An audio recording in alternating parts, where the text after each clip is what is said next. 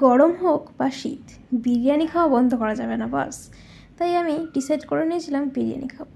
তো সুকান্তনগরের রাস্তা দিয়ে হাঁটছিলাম, হাঁটতে হাঁটতে চলে গেছিলাম জানাস ধাবা। তোমরা হয়তো অনেকেই চেনো।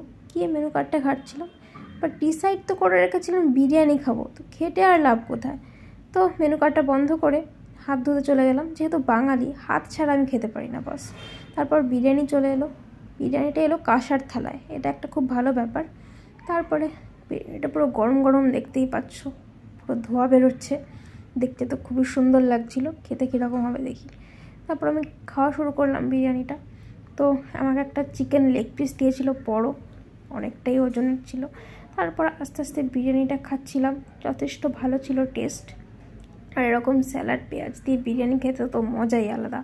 আমার মতো কে কে আছো যাদের বিরিয়ানির প্রতি আলাদাই ভালোবাসা? গরমেও খাওয়া বন্ধ করা যাবে না। আমার খাওয়া শেষ, এই যে হাড়গোড় পড়ে আছে। তো চলো টাটা।